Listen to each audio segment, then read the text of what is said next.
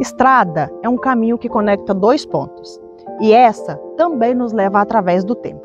Em 1925, por aqui passaram os revolucionários da Coluna Prestes e as tropas legalistas. Aqui foi onde aconteceu um dos confrontos mais intensos envolvendo essas duas forças. Esse combate marcou a população local, que através da tradição oral a mantém viva, transmitindo de pai para filho. Meu nome é Lili Ambrósio e eu te convido a viajar no tempo comigo.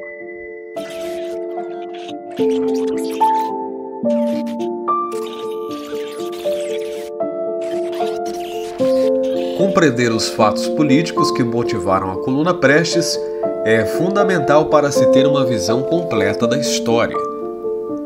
A nossa república, a chamada República Brasileira, ela começa em 1889, quando um pequeno grupo de militares descontentes com a política imperial, com o período imperial, eles resolvem pôr fim ao império. Eles proclamam a república no Brasil.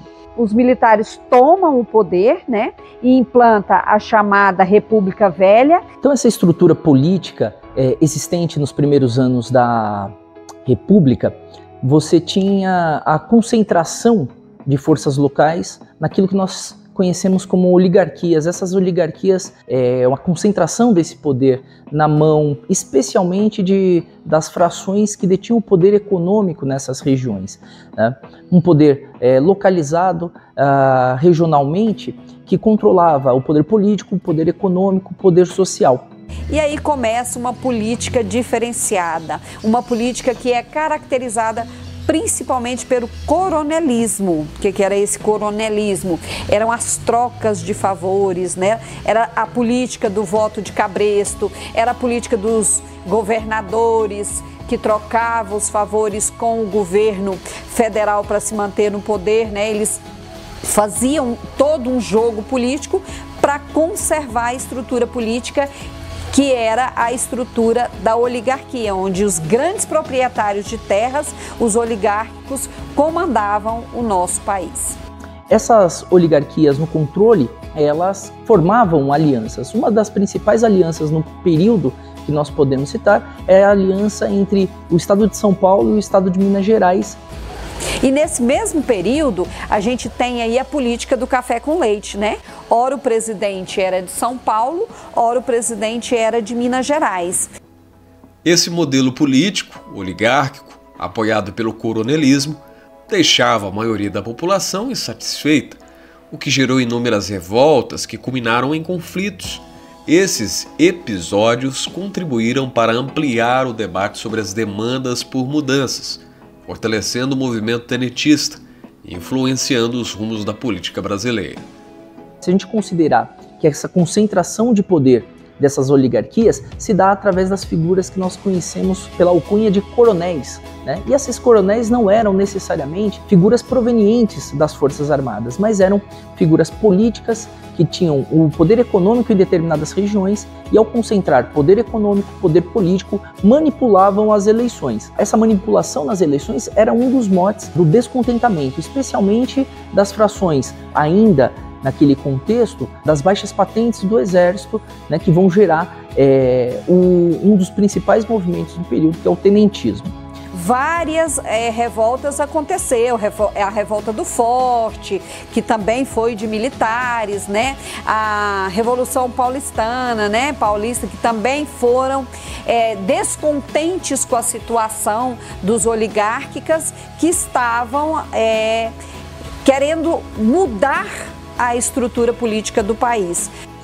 Dentre as principais reivindicações naquele momento, especialmente para o movimento que ficou conhecido como tenentista, estavam o voto secreto e o voto também universal, para que o voto deixasse de ser, inclusive, um voto censitário, né, o voto a partir da renda, como ele ficou conhecido inicialmente, e era permitido o voto apenas para quem tinha uma declaração de renda anual. O que se esperava era que a estrutura política e institucional do Brasil fosse modernizada, né, e que não ficasse na mão apenas das oligarquias locais. A situação se tornou crítica durante a campanha presidencial de 1922. O jornal Correio da Manhã publicou algumas cartas que teriam sido escritas por Bernardes, em que fez severas críticas aos militares e ao Marechal Hermes da Fonseca, a quem chamou de sargentão sem compostura. Mesmo com a comprovação de que as cartas eram falsas, o atrito entre o governo e militares não se aquietou. Arthur Bernardes foi eleito presidente da República, resultado que gerou ainda mais insatisfação militar. Em meados de 1922, Hermes da Fonseca foi preso por causa das críticas ao governo. O movimento tenentista tem 3 fatores importantes inicial que vão culminar com a Coluna Prestes. Inicialmente, a revolta dos 18 do Forte de Copacabana, com seu descontentamento político, especialmente com os destinos do governo Arthur Bernardes, principalmente depois do resultado das eleições de 1922, na qual a disputa entre Arthur Bernardes e Nilo Peçanha colocaram dúvidas, ainda mais dúvidas no processo eleitoral, porque você tinha uma participação direta, mandos e desmandos de figuras e de grupos oligárquicos nessas regiões, e o voto como um voto aberto e um voto que demandava especialmente uma pressão econômica e política nessas regiões, acaba influenciando esses movimentos revoltosos dentro do Exército Brasileiro. Principalmente os militares de baixa patente. Eles passam a perceber que continuam sendo desvalorizados, né? E uma dessas revoluções foi a Coluna Prestes. Além do movimento dos 18 do Forte, de Copacabana, nós temos, em 1924, a Revolta Paulista. A Revolta Paulista, um conflito que dura 23 dias em São Paulo, acaba sendo um dos organizadores do deslocamento de parte dessas lideranças para o norte do Paraná. Esse conflito se dava especialmente também com descontentamento com o governo Arthur Bernardes, e o Arthur Bernardes então vai coibir fortemente essa revolta. Com a derrota dos revoltosos, eles vão se concentrar especialmente na região do norte e do centro do estado do Paraná. Lá, essas tropas revoltosas de São Paulo se encontram com o movimento que havia se organizado, né, no sul do país, especialmente no Rio Grande do Sul, sob a liderança de Luiz Carlos Prestes. Os tenentes de 24 resolveram a fazer um movimento para derrubar o governo federal, que era um mineiro, e eles não aceitavam ele como presidente. E os tenentes, tudo jovens, com a ideia de doido. Então o encontro das tropas paulistas que foram derrotadas na revolta de 1924 e das tropas descontentes que se organizaram a partir de Luiz Carlos Prestes no Rio Grande do Sul, você tem a conformação da base inicial da Coluna Prestes e do início da sua marcha. O que se denomina Coluna Prestes, que tem outros nomes também, um fato histórico acontecido no Brasil nos anos de 1925. E aí ele sai contra o governo de até então, né? E ver se consegue esse apoio político. Porque no interior o coronelismo ainda era mais forte do que na parte mais litorânea. no momento mais agudo dos coronéis, que é justamente na Primeira República, que aconteceu no período da Coluna Prestes. Pois bem, o movimento começou no Rio Grande do Sul e uma parte dele no estado de São Paulo, e eles foram caminhando e cavalgando, né, na época, e se juntaram numa cidade lá no sul do estado de São Paulo e vieram e sempre perseguidos pelas tropas do governo. A Coluna Prestes teve início logo após o desfecho da Revolta Paulista de 1924.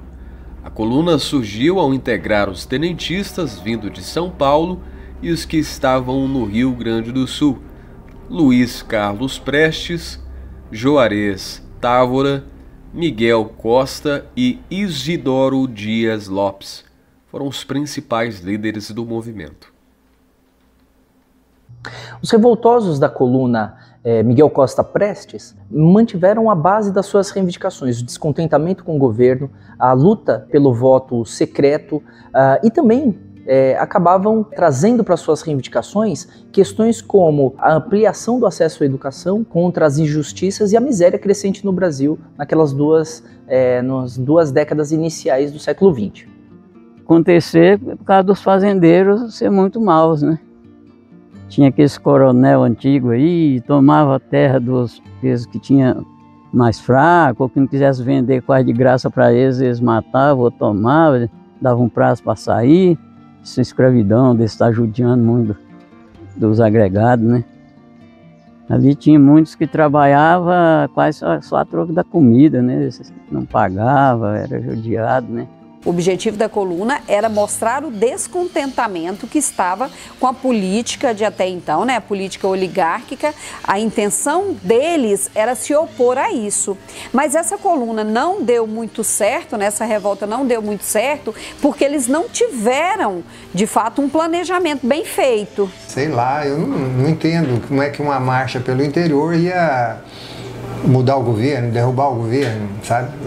O governo tinha medo, porque o governo atacava, né? O governo punha as tropas no encalço deles, mas assim, como é que uma marcha dessa sozinha, sem arrebanhar uma multidão nas capitais, o que ela podia fazer ela podia derrubar? Acho pouco provável, né? Então reuniu-se esses aproximadamente 1.500 homens e saíram para combater as tropas do então presidente, né? Mas eles não encontraram apoio popular por conta de que o coronelismo era muito forte. Então, quem era o coronel daquela localidade conseguia controlar e comandar a população, que eles precisavam de apoio, né? E aí, por falta desse planejamento e também por falta de recursos, eles não foram bem-sucedidos. A Coluna Prestes começou a marchar pelo interior do Brasil em 25 de abril de 1925. Por 2 anos, seus membros atravessaram mais de 25 mil quilômetros, passando por 13 estados. Durante esse percurso, eles seguiram sendo perseguidos pelas tropas legalistas, que os combatiam veementemente. E vieram e sempre perseguidos pelas tropas do governo. Enquanto ele estava ali atravessando próximo do Paraguai, eles às vezes adentravam o Paraguai fugindo das tropas legalistas, sabe? Mato Grosso ali. Eram militares também, só que esses militares, eles eram chamados de legalistas porque estava dentro do que se chama de lei. Então, por isso a gente vai ter essas duas frentes, a frente militar dos colunistas, né, e a frente militar legalista. Estavam sendo perseguidos pelos legalistas, né, pelo pessoal representante dos coronéis, né, que queriam prendê-los, que queriam pegá-los de toda maneira.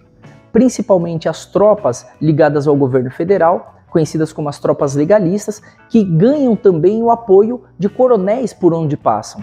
Então, a coluna enfrentou esse problema, que o governo não queria, de fato, o embate dos seus militares com os militares da coluna, dos legalistas com os da coluna. E por que não queria? Porque poderia ter baixa no seu contingente. E aí o que eles faziam? Financiavam os coronéis, pagavam esses coronéis para contratar jagunços para combater esses ditos revoltosos. E também saíam, né, com as notícias equivocadas a respeito desses revoltosos. Para quê? Para que o embate não se desse entre os legalistas e os colunistas, mas sim entre esses jagunços e os colunistas. Isso também é uma das características do coronelismo, né? Que é a questão dos jagunços, né? Quem faz o serviço sujo não eram eles, eram outros que eram pagos por eles. E é até paradoxal, né?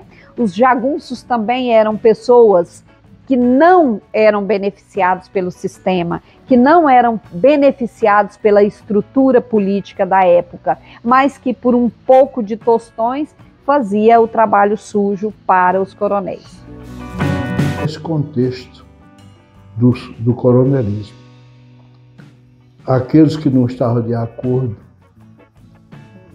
com o que o sistema coronelista no Brasil queria e se revoltavam contra isso, tá? E a coluna Prestes se rebelou contra isso. Aí chamaria de revoltosos nesse sentido, pejorativo. O Arthur, ele faz isso, ele lança uma campanha de fake news, né? Hoje a gente chama de fake news, mas naquele momento eram notícias mentirosas, que eles eram baderneiros, que eles eram contra a República, que eles eram contra quem estava no poder até então.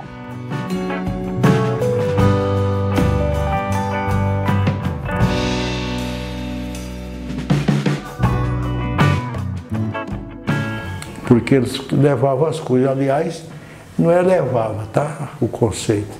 Estavam autorizados. Chamava-se requisição. Isso é regra militar. Porque eles precisavam de tudo, eles não tinham financiadores, eles precisavam comida, eles precisavam armamento, precisavam cavalos descansados. Minha mãe contava, né, que onde eles passavam, eles trocavam os cavalos, porque aqueles cavalos que eles estavam já estavam cansados. Que aonde eles passavam, eles carregavam o que podia, tipo assim, você é a tua de arroz, eu vou pegar tudo que você tem. Ali está os porcos, eu vou pegar tudo que eu dou conta. Aqui está o gado, eu vou pegar tudo que eu dou conta. Por causa de quê? Porque a tropa que vinha atrás deles, para acabar com a Revolução, dependia de comida. Então, se eles não pegassem toda a comida que dava conta, a tropa tinha alimento, tinha animal, tinha tudo que precisava. Então, aquilo que eles não carregavam, eles acabavam. A ideia que as pessoas tinham em relação aos revoltosos de que eles vinham para saquear é porque eles usavam tipo uma estratégia, né? Eles iam e acabavam com a comida, eles se alimentavam, destruíam ali a comida, às vezes matavam os animais. Para quê? Para que quando chegasse as tropas legalistas não encontrassem o alimento que eles precisavam. Eles matavam os porcos, tiravam só os pernilhos e o lombo e rapavam, largavam tudo lá. E matavam muitos. E as vacas mansas de arreio, de tirar leite, estava tudo morta lá. Também tiravam pedaços delas e largavam. Então o que os fazendeiros faziam? Jogavam o gado e a tropa, tudo que tinha condição, escondia na fazenda dos vizinhos e acabava com tudo ali. Porque o que eles achavam, eles catavam. Para quê? Para a tropa não ter alimento. Porque se ele tivesse alimento, eles teriam condição de ir atrás dele aonde quer que eles estivessem. Eles fizeram isso pensando só em si, não pensando na população. Era uma população que estava pagando um preço alto pela revolta. Quem sofreu as consequências disso? Foi a população, que estava, né, amedrontada, como já foi dito, a maioria deles tinha medo, corria, né? Quando sabia que os revoltosos estavam chegando, corria, ia para o mato, levava o máximo de coisa que eles poderiam levar para esconder desses revoltosos. E também tinha alguns mais perversos no grupo que faziam atrocidades com algumas pessoas. Eu não sei se exatamente matar, mas abusar, alguma coisa teve. E eles tinham um dilema de castigar essa turma. Então, histórias de violência, de estupro, de furtos, né? Os boatos que circundavam sobre a conduta de alguns revoltosos eram verdadeiros. Entre os revolucionários, alguns não tinham uma postura íntegra. Em uma ocasião marcante, os secretários revolucionários, a bem da moralidade, os soldados João da Silva e Antônio Custódio. O primeiro por haver saqueado uma casa e o segundo por ter tentado assassinar um civil. Após essas exclusões, foi criado um código de conduta que dizia o seguinte: somente os comandantes de destacamentos ou oficiais com ordem escrita por eles poderão penetrar em casas habitadas ou não e retirar do seu interior objetos considerados de utilidade para a tropa. As roupas, as joias e o dinheiro dos particulares, em hipótese alguma, poderão ser requisitados. É falta gravíssima o desrespeito às senhoras e principalmente os atentados de pudor. É expressamente proibido alguém marchar fora da coluna de seu destacamento sem ordem escrita do respectivo comandante. É proibido deitar fogo nos campos, cortar cercas de arame e causar quaisquer danos, sem ordem ou necessidade real que os justifique. É expressamente proibido atirar no acampamento ou em marcha, somente com ordem expressa do seu comandante de destacamento. Poderá alguém matar animais a tiros. A embriaguez é considerada falta grave.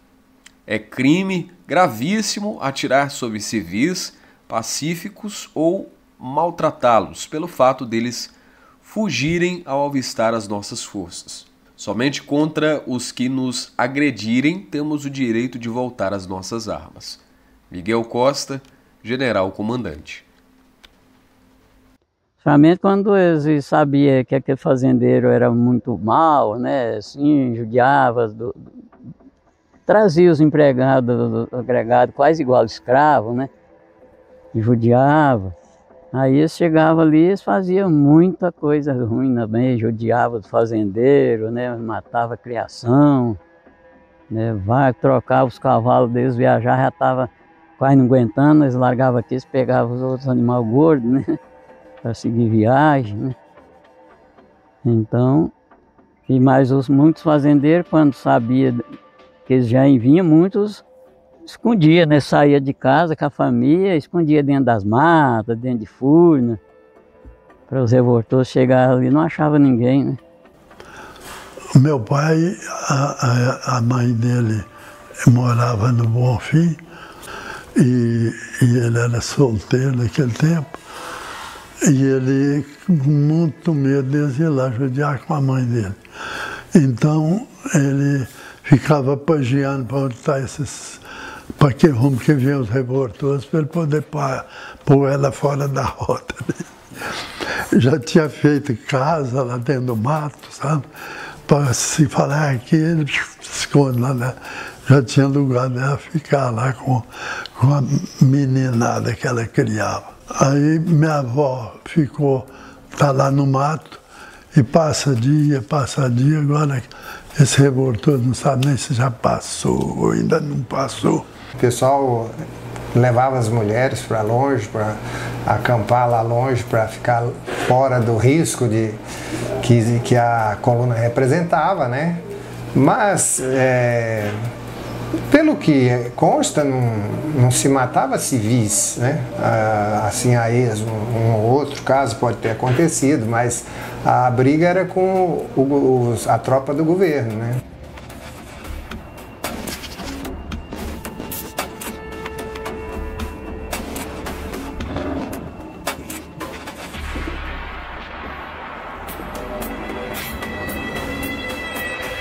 Meu nome é Aline, eu sou historiadora e atualmente sou coordenadora de museologia aqui no Museu Histórico de Jataí. E no nosso acervo bibliográfico, nós temos alguns livros, né, que retratam a passada da coluna Prestes, tanto por Goiás, mas também é um livro específico, retrata a passagem da coluna Prestes, que é o livro da dona Maria Eloá, Mariquinha do Sobrado. Como esse casarão possui 138 anos, né, caminhando aí para os 139, ele fez parte de muitos períodos históricos aqui da nossa região. E um deles, né, foi quando a coluna Prestes apontou aqui para essas regiões, deixando a população, né, esbaforida, apavorada, cheia de causos aí para contar. E uma dessas histórias, né, em registro aqui no livro da Mariquinha do Sobrado, no livro de Dona Maria Eloá, vai falar que esse casarão, na época que surgiu aí os boatos que os revoltosos e os legalistas estavam aí rondando, vieram e se abrigaram aqui, nesse casarão, que a Dona Maria Claudina sempre recebeu a população jataiense, né? Tem histórias de que ela cuidava de pessoas doentes e tudo. E nessa época, né, ela não faria diferente. Ela acolheu essas pessoas, né, que estavam aí atordoadas de medo aqui nos espaços do museu, né? Então a gente tem uma população que não entendia, na verdade, o objetivo da coluna Prestes, mas escutava muitas histórias, né, de ruindade, do pessoal que fazia mal, que chegava nas fazendas, que roubava, que tinha toda essa situação, que torturava, né? Então esse casarão, mais uma vez, presenciou um dos momentos históricos mais importantes aqui para nós do sudoeste goiano. Embarcar em uma jornada de 25 mil quilômetros, ora a cavalo, ora a pé, sem saber onde encontrariam comida, onde descansariam ou mesmo onde tomar banho, em prol de um ideal, representava um enorme desafio. Enfrentar as tropas legalistas era apenas uma parte dessa missão. Ao longo do caminho, encontraram inúmeros obstáculos. Cada passo representava uma luta diante das adversidades. A coluna, ela vem para o interior do Brasil lá no início do século XX. Momento em que aqui era um verdadeiro vazio demográfico, né? A região central do Brasil era um verdadeiro vazio demográfico, ou seja, o que tinha era o cerrado ainda de pé, né? Eram os animais típicos da região, né? Não tinha nenhuma infraestrutura. Imagine esse povo adentrando todos esses locais desconhecidos, né? E enfrentando os animais, os carrapatos, os micro-organismos, porque afinal de contas nós estamos nos trópicos, enfrentando as doenças. O Brasil é um país eminentemente rural.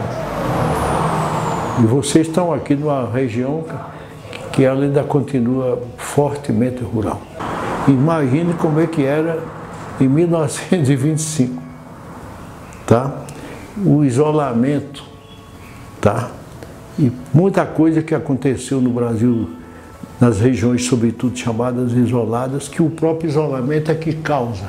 Imagine as dificuldades que eles encontraram, né? Encontraram para percorrer caminhos que eles não conheciam, não tinha estrada, em sua grande parte não tinha a estrada, não tinha os caminhos, as estradas que tinham eram bem precárias e não contavam também com, vamos dizer assim, com veículos, né, com meios de transporte adequados para fazer todo esse percurso. Só que naquela época era estrada de cavalo ou carro de boi, né? A estrada de carro de boi sempre ficava fundo um trieiro de um lado do outro, cada rodado do carro e cortando, né?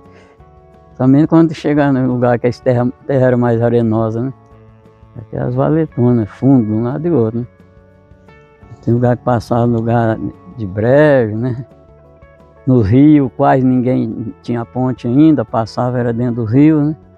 a falta de alimentos, né? A natureza, enfrentar os desafios da natureza não foi fácil para os colunistas embrenhar por esses 25 mil quilômetros num país de divergências enormes, né? De uma variedade climática, de uma variedade linguística, de uma variedade cultural tremenda. E era dessa maneira também lá no início do século XX, quando eles aqui chegaram. E sem contar que encontravam pessoas que não tinham facilidade para comunicar, devido ao fato de que vivia mais, né, de forma quase que eremita. E o Brasil era um país que o povo vivia, não conhecia o litoral, a bem dizer, não conhecia o Rio de Janeiro, não sabia de São Paulo, né? Mas era um isolamento completo aqui. Tá? E a Coluna Prestes chegou nesse isolamento. Assim, uns 95% da população, ignorância. Aí o povo plantava, era fazer roçada na mata, né? Escolhia um lugar no mato, roçava, né? Derrubava de machado, queimava, fazia a roça para plantar o milho, o arroz, o feijão, né? Então era a vida do povo na época, né? E tinha já os engenhos de cana, né? O povo moía, fazia açúcar de pedra, fazer rapadura, moça branca, né? E fazia a pinga também, né? A cachaça também, né? Tinha o alambique de fazer. Então a vida daquela época era essa. Não tinha lavoura, não tinha quem comprava o leite, né? O leite era tirado para fazer queijo, requeijão, né? Esse queijo cozido, tirar manteiga. Essa era a vida. Acendia o fogo para esquentar o caldo da cana, né? Extrair o açúcar e o melaço. E depois a pinha. E botava para secar ali. Ali colocava o açúcar para secar. Aí quem quiser que botava para lá, né, moço? E tem um trilho, né? Ele abre para ficar no sol. Interessante. É uma esteirona, né? É um carrinho, tipo um carrinho. Uhum. Vai pro sol e voltava para... açúcar mascavo.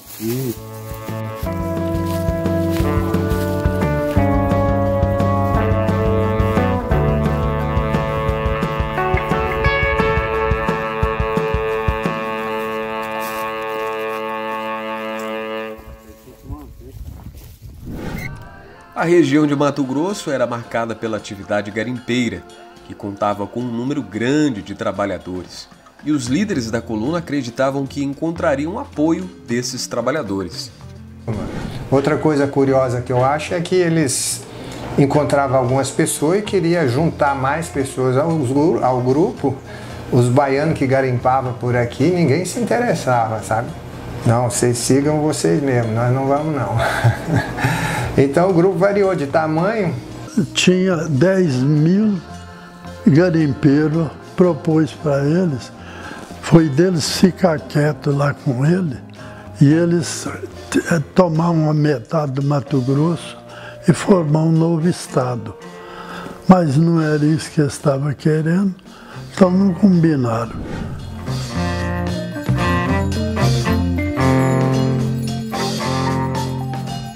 A coluna Prestes entrou em Goiás vindo de Mato Grosso. E ter chegado a esse local significava que Prestes tinha realizado parte de um sonho, marchar do Rio Grande do Sul até o coração do Brasil para manter viva a Revolução Libertadora. Assim conta Lourenço Moreira Lima, secretário da coluna, em seu livro.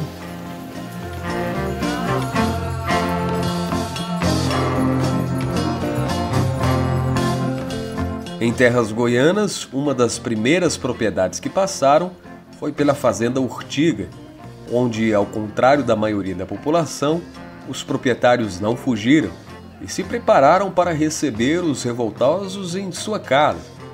Na fazenda dos meus avós, as mulheres, né, as irmãs da minha avó e as filhas foram para um lugar na mata, bem escondido, e lá elas ficaram, né, com uma estrutura mínima para poder ficar lá por dias, porque não sabia ao certo quando é que ia passar, tinha uma noção, né? Então, os homens iam levar comida, iam levar, né, suprimento, saber notícia, e eles faziam essa comunicação, mas sendo que, mesmo assim, era feito com todo cuidado, para que fosse poucas pessoas de cada vez e não deixassem rastros, né? Então, ficou na propriedade os filhos homens, o meu avô e a minha avó, que se preparou com guloseimas, né, doces e biscoitos e tudo, para servir aquele pessoal. E aí a minha mãe conta que quando eles chegaram, né, que já estava tudo preparado, serviram aquela mesona grande da sala e eles comeram sem tirar as esporas, que naquela época era algo assim, era uma ofensa, né, para os anfitriões, alguém que vai tomar refeição na sua casa sem tirar as esporas. E eles comeram assim, e de pé, e tudo que jogava que era lixo, eles pisoteavam ali. E aí depois da refeição eles serviram sobremesa e frutas e comeram com selvageria mesmo. E foi assim algo que a sala ficou cheia de resto de alimentos pisados ali. E aí meu avô já tinha providenciado de fechar os cavalos, né, para que eles pudessem escolher. Eles escolhiam e levavam aqueles que eles queriam, né? E nessa hora, o meu avô pediu para eles se eles pudessem deixar o cavalo que era da minha avó andar. E eles atenderam o meu avô. E eu sei que eles saíram sem nenhum ato de violência, sem nenhum problema maior. E aquilo realmente foi algo que impactou a região.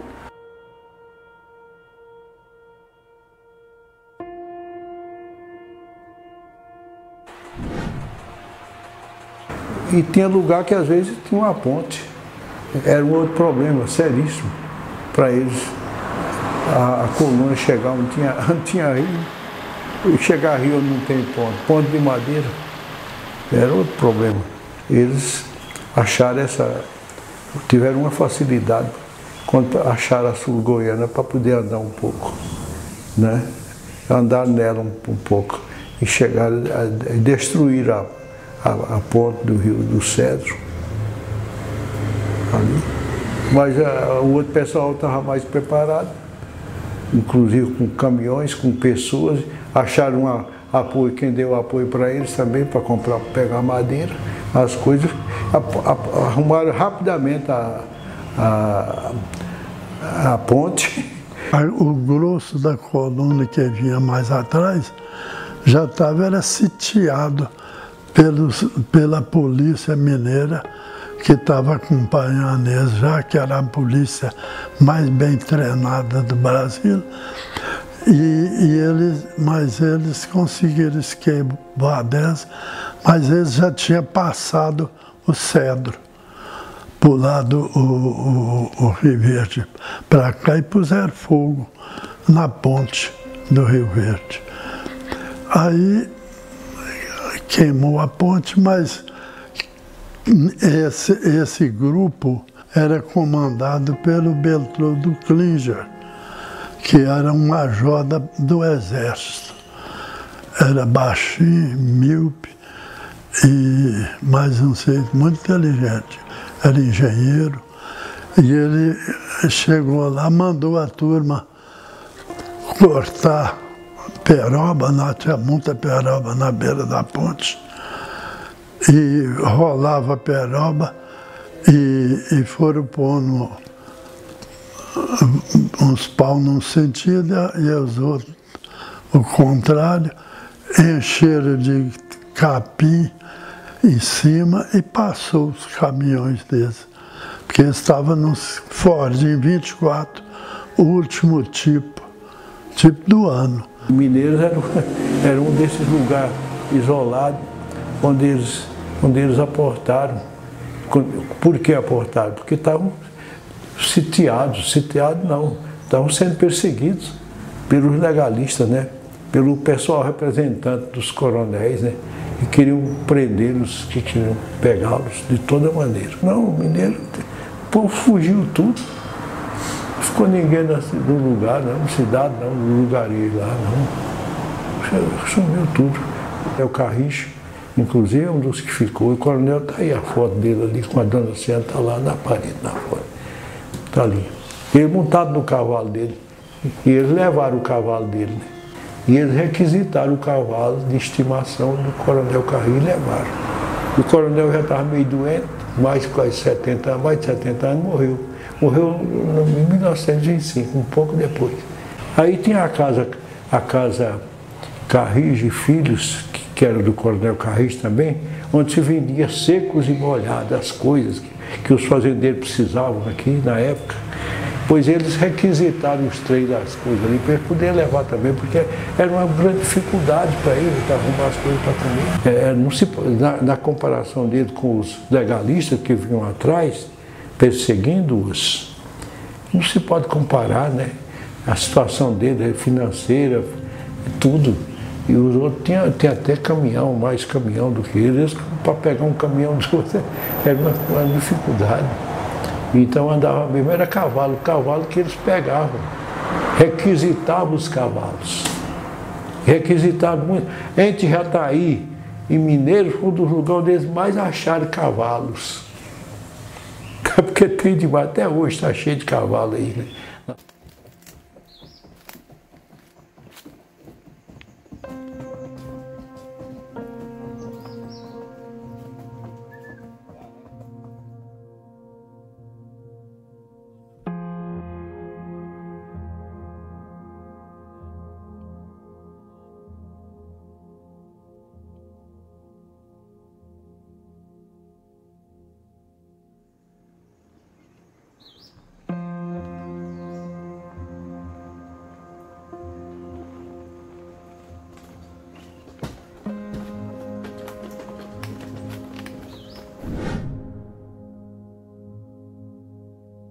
Estradas sempre foram utilizadas para a movimentação de forças militares. Em 1925, a rodovia Sul-Goiana, por ser a única que era possível transitar com automóveis, foi o caminho por onde passaram. Apesar de não ter mais o mesmo nome, até os dias atuais, essa estrada é de extrema importância para a economia local.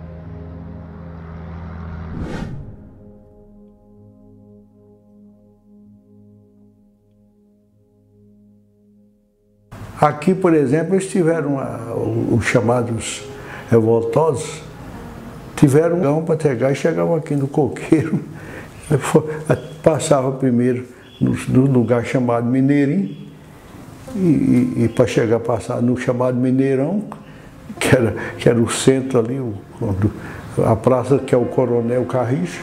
Então a estrada para ir para Mineiro, de Mineiro a Cuiabá, saía de Mineiro, passava pelo Cedro, para ir para Rondonópolis, Cuiabá. Era um chapadão quase sem mato, né? Tinha muito, era Cajuzinho do Campo, Gabiroba, Coco Indaiá, era limpo o mato, né? Assim, o chapadão, né? E de pouco cerrado, né? Hoje muitos falam chapadão, mas eu falava espigão na época, né? Após colocarem o fogo na ponte do Rio Verde, localizada na comunidade quilombola do Cedro, em Mineiros, a coluna Prestes seguiu rumo à fazenda Morada Alta, acreditando estar em vantagem, porém foram surpreendidos pelos legalistas. E eu estava lá no Mineiro, mas com pouco o povo já vem lá. E eles raparam pela estrada, pela rodovia Mineiros Jataí. E vieram. E a cavalo e os outros vieram atrás de caminhão. Lá em problema de gasolina e de número de carro, não vieram todos os policiais, porque só cabiam tanto. E eu falei, nós vamos alcançar mesmo e pegamos mesmo do cacete aí. E a impressão que tem, todo mundo fala, é que eles ficaram mais tranquilos. Nós derrubamos a ponte, como é que os pessoal que vem atrás da gente aí, que sabiam, vão passar aí, ficaram mais tranquilos. Acontece que esse pessoal estava mais preparado, tá? E o pessoal chegou e fez uma outra ponte. Arrumou, a bem dizer, arrumaram alguém que ajudou as pessoas dos coronéis aí. Arrumaram madeira, rapaz. Madeira grande, o cedro, grandão no passado. E o rio lá, inclusive, é estreito. É bem estreito, que você passa lá, até hoje, tomaram o rumo de Jataí, né? Foram para a fazenda Morada Alta. Eles estavam adiantados e deixava, tinha gente, parava no meio de umas áreas grossas e quando vinham os caminhões, eles atiravam. E eles pensavam que já era a turma toda, parava e tudo. Mas era só uns 2, 3 e saía tudo correndo a cavalo. Ia encontrar com os outros até eles descobriram que não era. Foi retardando a chegada deles para eles furar as trincheiras. Quando eles viram já a poeira dos automóveis na estrada aqui de lá do lugar onde fizeram as trincheiras, a vista bem longe.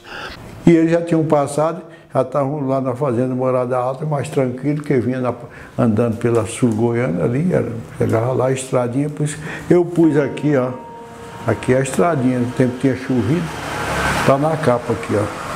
Da estradinha sul-goiana que está em cima do chapadão, está cheio, molhado. Eu aproveitei para pôr na capa do livro, né? Aí eles pensaram que ia demorar, estava mais tranquilo. Quando assustaram, eles foram surpreendidos. Lá perto da fazenda, na fazenda Morada Alta, foram compreendidos pelos legalistas, né? Ali é que houve, então, o combate mais forte. E meu pai conta assim, né, que quando os legalistas apareceram aí para atacar os revoltosos tinham feito umas trincheiras já esperando, mas descuidaram, eles pegaram eles de surpresa e eles aproveitou as trincheiras, né?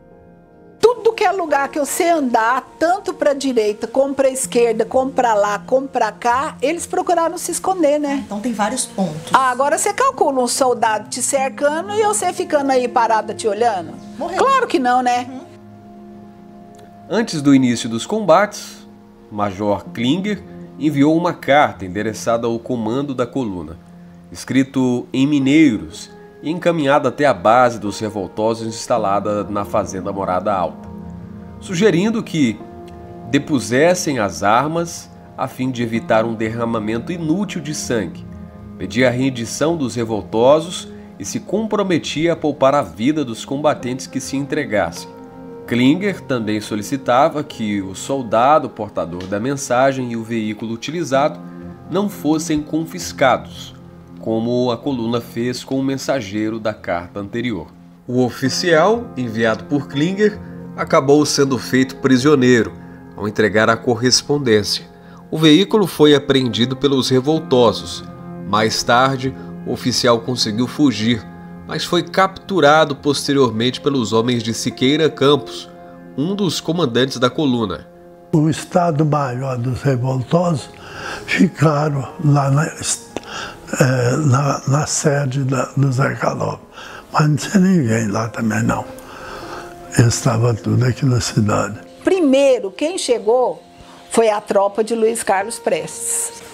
Usaram a nossa casa, o vovô pegou toda a família, Cássia dá problema, né? Então aqui dentro dessa casa eles ficaram aqui 4 dias. Na saída do meu avô, daqui de dentro da casa, ele largou um funcionário que chamava Benedito. Esse Benedito era o braço direito do meu avô, do vô Zé Antônio, do vô Zé Lopes. Ele era o braço direito dele. Aí ele largou ele aqui tomando conta e para passar informação para ele lá perto de Jataí, que era a fazenda. Que era não, que é a Fazenda Furnas. E deslocar para os fazendeiros também notícia de que a tropa estava passando.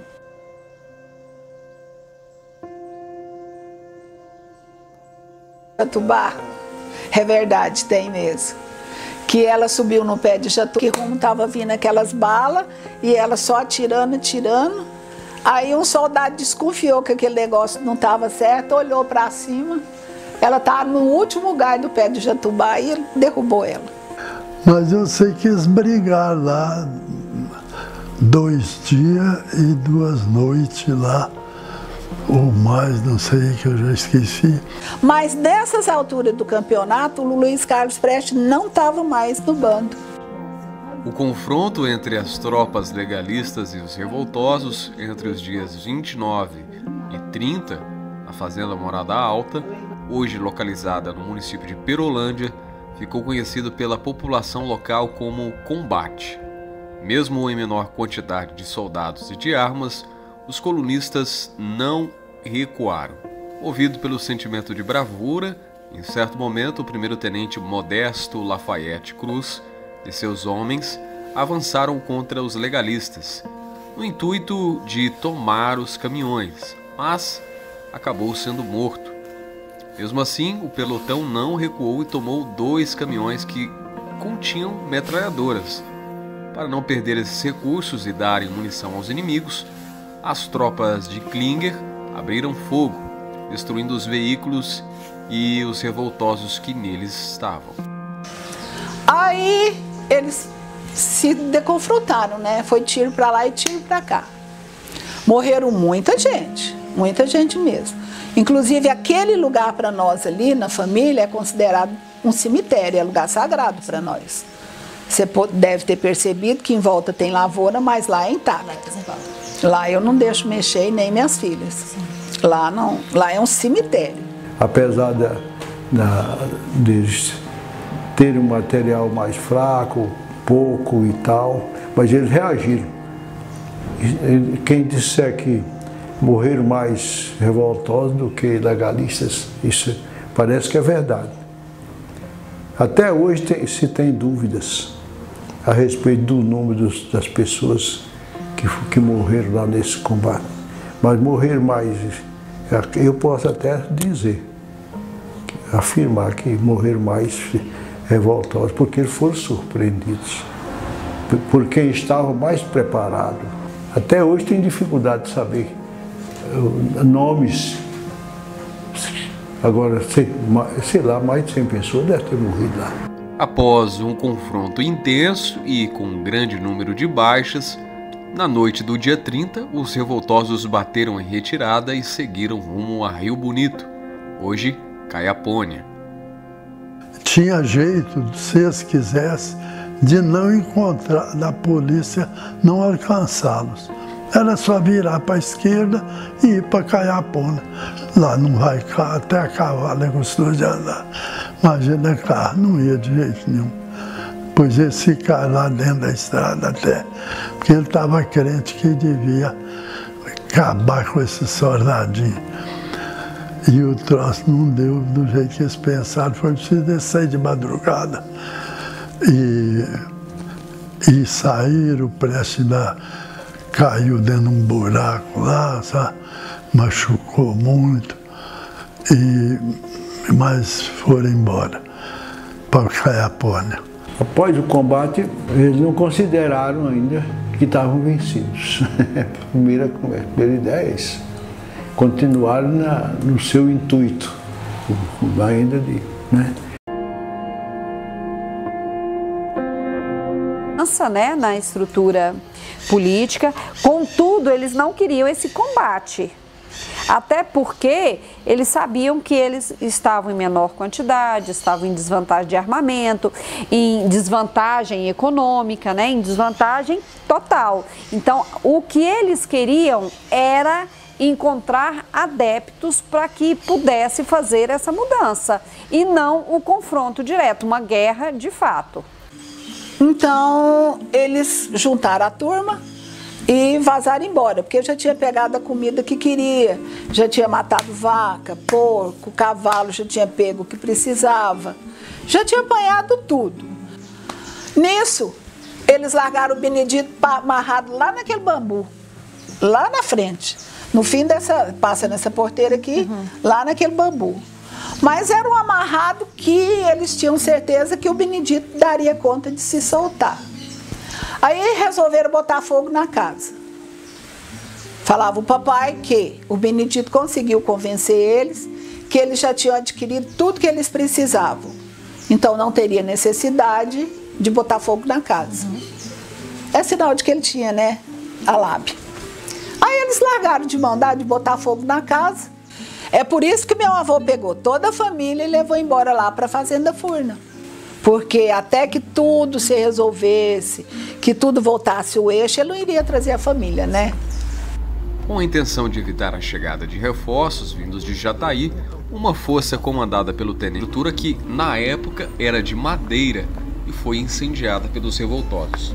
O oficial cumpriu a sua missão e deserdou logo em seguida, mas ordenou que a sua força regressasse à coluna. E eles passaram hoje para a Holândia. Eles mandaram um tenente e uma turma de soldados pôr fogo na ponte do Jataí. Para no caso deles, você precisa correr, eles paravam lá nessa ponte, porque aí o soldado não passaria lá mais. Aí foram queimar a ponte, ficou 40 anos sem ponte lá. Porque o Rio Claro, lá onde aquela ponte de cimento embaixo ali, ela era para cima. Ali tinha uma serraria do seu José Olino, né? Então a ponte era bem onde é a serraria, né? Passava ali, subia e saía lá em cima.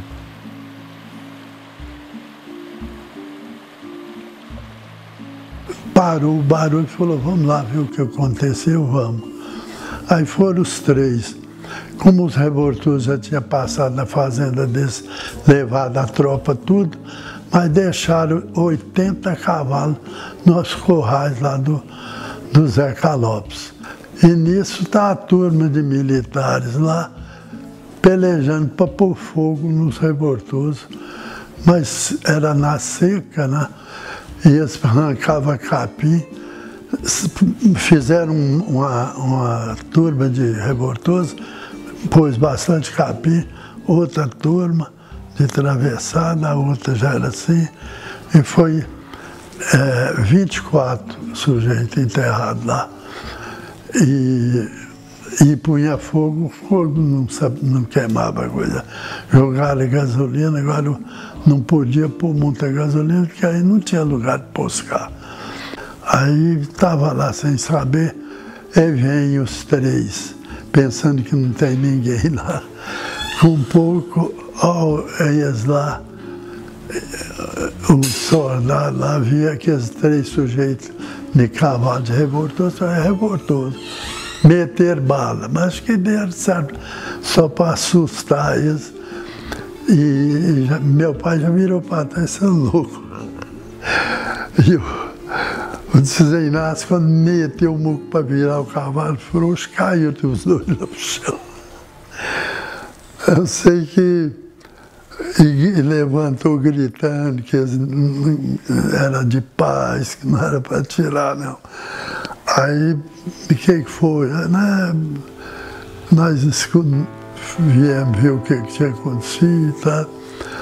Pois é, aí estamos aqui tentando queimar esse povo, mas não queima.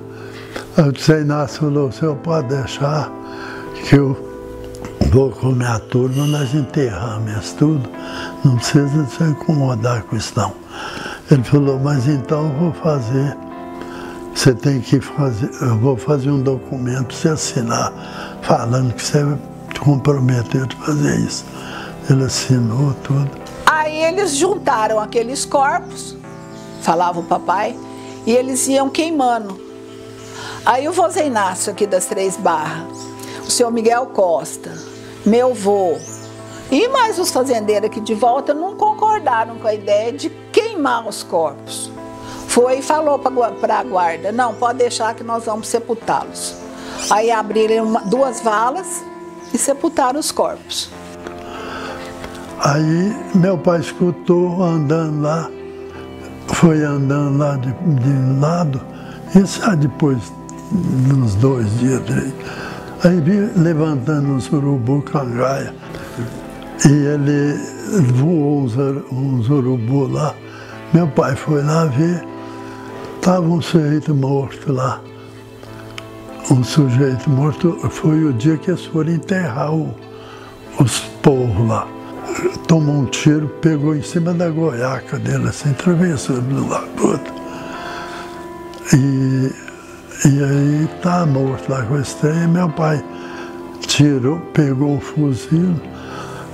Meu pai achou 8 fuzis lá. Ali não houve enterro, ali houve um buraco onde foram jogados todos os revoltosos que ficaram fixados lá, jogados lá. Tá? E aquele cruzeiro que está lá é onde se supõe que foi o local do combate. Está lá, até hoje.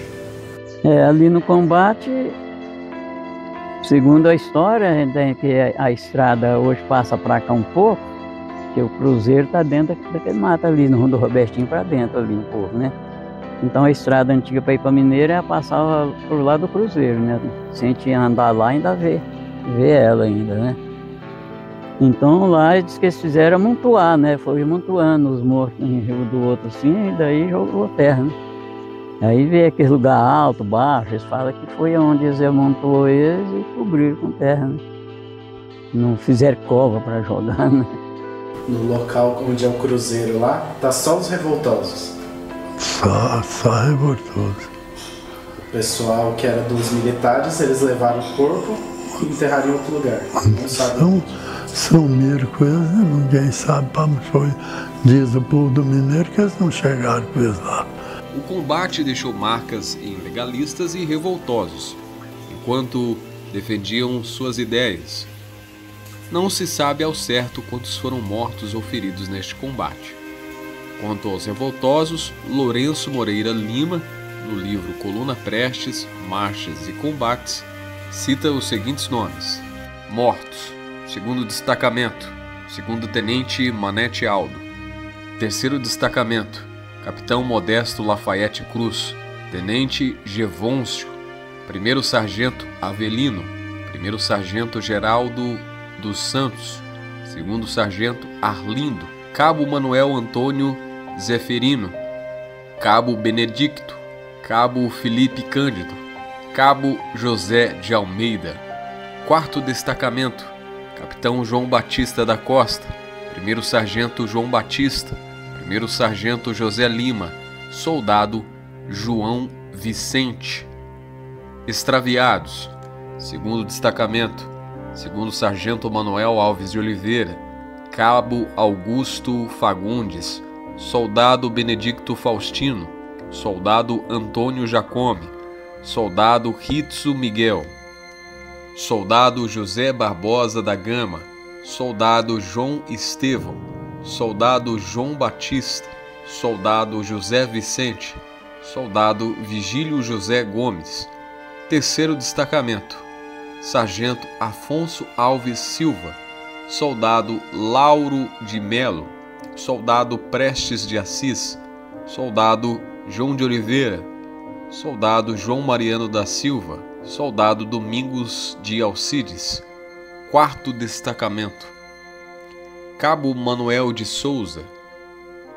Feridos, 2º Destacamento, Soldado Domingos Leite, 3º Destacamento, 1º Tenente Luiz Alves, 2º Tenente Juvenal Nunes, 2º Tenente Paranuise, 3º Sargento Mário, Sargento João Nunes, Cabo Eduardo de Souza, Cabo Antônio Manfrini, Soldado Benedicto de Oliveira, Soldado Sebastião Rodrigues. 4º Destacamento, segundo tenente agrícola Batista, primeiro sargento Zeferino Martins, cabo Otávio Alexandre, cabo Francisco Ferreira Gomes, soldado Alberto Nunes. Extraviaram-se os tenentes Luiz Alves e Cascavel. O primeiro foi encontrado ferido e, pela impossibilidade de ser transportado, foi deixado na fazenda Morada Alta e depois feito prisioneiro pelos legalistas. Após esse episódio, Coluna passou a levar os seus feridos. Já o tenente Cascavel, que também havia sido ferido em combate, souberam depois que havia seguido para Mato Grosso e ficou trabalhando no garimpo. Em relação aos legalistas, sabemos apenas de um tenente que está enterrado na fazenda Morada Alta. Quanto aos demais, não foram encontrados registros.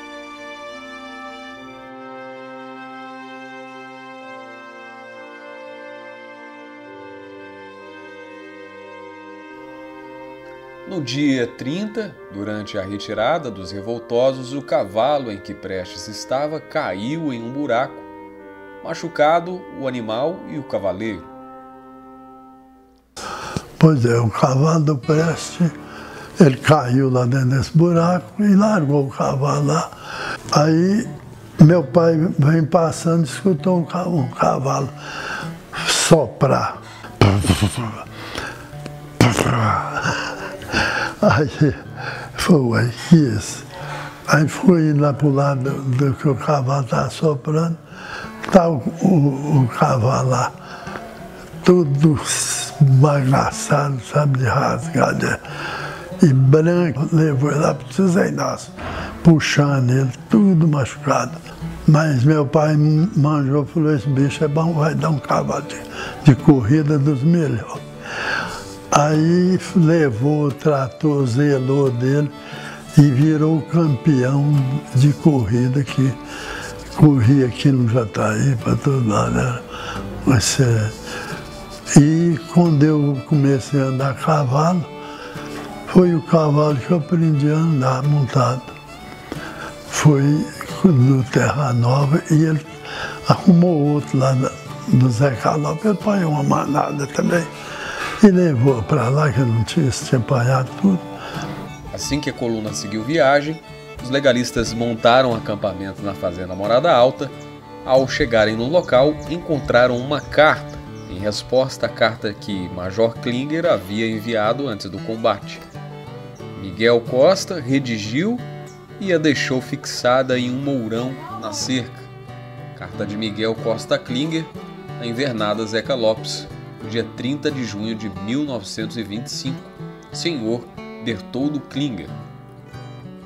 A história julgará amanhã, talvez, a sinceridade das propostas que nos tendes enviado. Ex-companheiro de ideal revolucionário, vós não deveis procurar nunca injuriar com vossas franquezas a fé inquebrantável dos que não abjuram as suas crenças. Se quereis merecer daqueles que justamente vos julgam traidor algum sentimento de respeito, não os incomodeis mais com as vossas cartas tão cheias de orgulho por comandartes valentes esbirros de Bernardes. Estamos contentes com os nossos soldados. Também eles ainda não quisessem essas propostas, garantias que vossos policiais de Minas lhe oferecem. A maldição pelo sangue derramado cairá um dia sobre a consciência dos traidores. Escrita por Miguel Costa, comandante dos Homens de Brio. Aí eles ficaram, a tropa ficou acampada aqui também.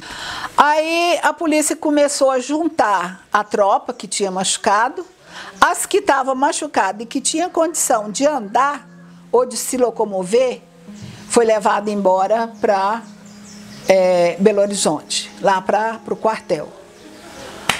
E aqueles que não tinham, ficavam na fazenda. Então, o que eles comiam? Aquilo que os fazendeiros juntavam e davam. Não deixaram faltar alimento para os policiais. Mas também, e nas casas, o próprio comandante oficial não aceitava que fosse. Não. Eles ficaram ali um punhado de mês, acampados ali embaixo, nas barracas de lona. Aqui no fundo tem um cemiterinho que tem um tenente sepultado ali. Que ele falou, olha, eu não dou conta de ir. Ele morou aqui nesse quartinho. Falava o papai que ele ficou vivo uns 4 meses. Mas como não tinha antibiótico, não tinha nada, deu gangrena na perna dele e ele veio a falecer. E lá nesse cemitério tem só esse tenente? Da turma é Ossada e o tenente. Ah, tem Ossada. E abaixo daquele curral nosso ali, ó, foi aonde eles montaram o quartel-general deles. Eles não ocuparam a casa? Não, e não aceitava soldado nenhum vir aqui sem o superior.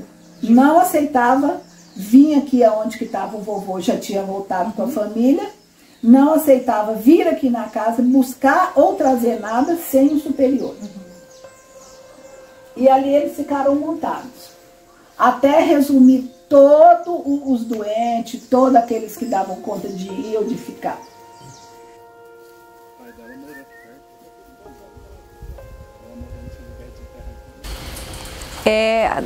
Durante as pesquisas que eu fiz, né, para trabalhar com os meus alunos sobre o combate, eu ouvi muitos depoimentos, principalmente das pessoas mais idosas, né? E todos os depoimentos que a gente ouvia eram sempre os mesmos. Eram revoltosos, vinham para saquear, para roubar, para matar, né? Tinha até a história que lá no local do combate encontrava-se até recentemente cápsulas de bala, alguma parte dos armamentos lá naquela região, onde houve o combate, onde eles falam que houve o combate entre as duas tropas militares. E aí essas pessoas sempre relatavam, todas as que eu encontrei até hoje, não relatava um ponto positivo, sempre falava que eram saqueadores, não pessoas que estavam tentando mudar o sistema vigente, né? O sistema político vigente. Mas essas pessoas, eu acredito que elas passam essas informações porque foi o que foi chegado para elas, né? E aí eles ficaram achando muito carabina, espingarda, brola, que era uma arma que quase parecia bereta, né? Que chamava brola. Eles achavam muito aí dos revoltosos que eram esparramados no meio do cerrado aí, né? Quando nós fizemos um acampamento mesmo ali, no limpar lá, fazer os barracos, quando achava cartucho, né? Eu tenho um primo que tem um fuzil que eles acharam em cima de um cupim, o cano, porque o cabo o cupim já tinha comido. Então o cupim tampou o fuzil e ele ficou apontado para o lado que o soldado pôs ele. Roda de espora, fivela, de cinto.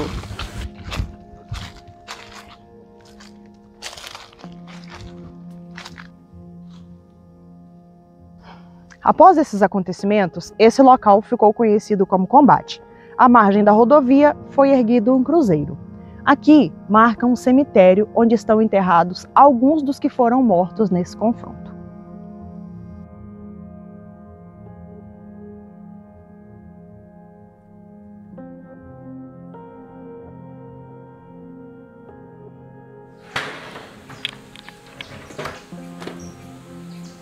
Lá, a dona Ingrácia, esposa do seu Miguel Costa, fez um cruzeiro mais para baixo. E a minha avó pôs aquele grande, aí não era aroeira. Ele se rompeu com fogo, porque eles passam na estrada e põem fogo. Ele deitou. Aí eu fui e falei pro meu pai, o cruzeiro que a avó pôs lá no combate, queimou e caiu. Ele falou, então você põe outro, mas eu só aceito você pôr outro lá se você puser ele de parelhinha com o pé do cruzeiro que a mamãe pôs. Foi aonde nós levantamos aquele que está lá. Há pouco tempo ele caiu o braço, os funcionários do meu neto foi lá e colocou para mim, já tem bastante tempo. O Oberico ainda mexia na igreja, ele que fez a missa. Nós colocamos o cruzeiro e aí ele veio e fez a missa. Me parece que foi a única missa que teve lá.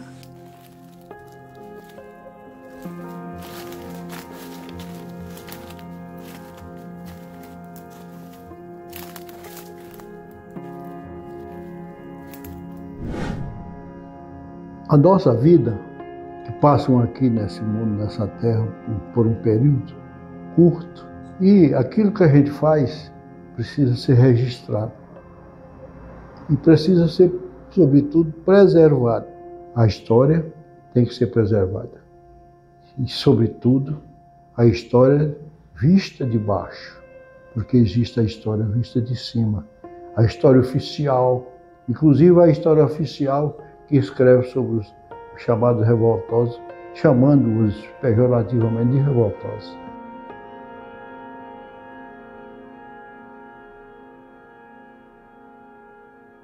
Quem nos conta as fontes históricas sobre o combate em Perolândia, ela é muito pequena. Ela é mais somente dos relatos, né? Uma fonte histórica mais oral e não escrita. Então, ela vem se perdendo. E a preocupação é, e as gerações futuras? Vai ter conhecimento disso? Aqui em Perolândia a gente tem alguns marcos, mas isso está se perdendo. E aí a importância da gente estar trabalhando e não deixar morrer a história. Estamos num período muito difícil, né?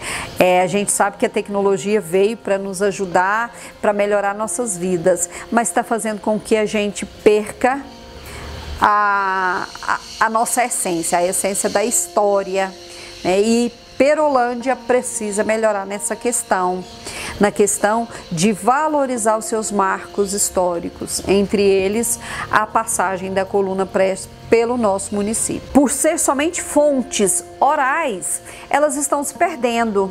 Os verdadeiros contadores de história, eles estão indo e não estão deixando seus descendentes, até mesmo porque os seus descendentes não mais se envolvem com essas histórias, não mais se interessam por essas histórias, né?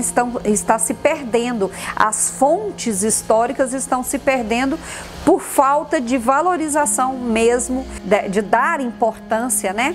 Eu acho que é importante não por mim, não pela minha família, mas por aqueles que foram, né? Aqueles sim deram uma coisa mais importante que eles tinham por essa luta, que foi a vida, né? Eu acho que a vantagem é conservar a memória daqueles que perderam algo muito importante, que foi a própria vida, por uma luta que, no fim...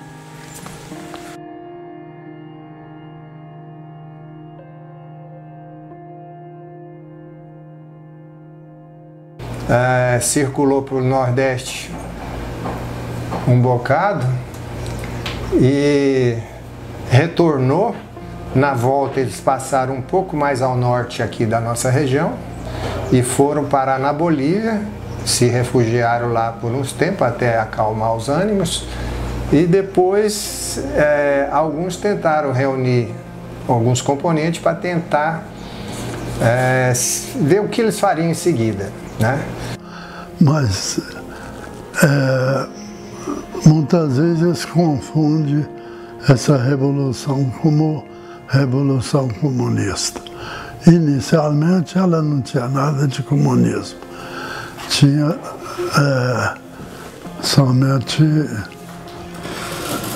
era uma revolução militar. Muitos têm a ideia de que esse movimento nada mais foi do que um movimento, porque aí começa aí a ideia do comunismo, né? A ideia do comunismo, que esse foi um movimento comunista. Inicialmente o Prestes não tem um grande contato com a teoria comunista e com a literatura comunista do período. O Prestes vai ter esse contato somente a partir do exílio da coluna, na sua saída para a Bolívia, quando ele vai ter contato especialmente com militantes argentinos e uruguaios, quando ele vai então começar a travar maior contato com uma literatura marxista, e especialmente a literatura marxiana. Hoje, com o avanço da tecnologia, podemos viajar ainda mais longe. E assim como essa estrada nos levou ao passado, esse documentário levará essa história ao futuro. Nos vemos lá. Tenha uma boa viagem.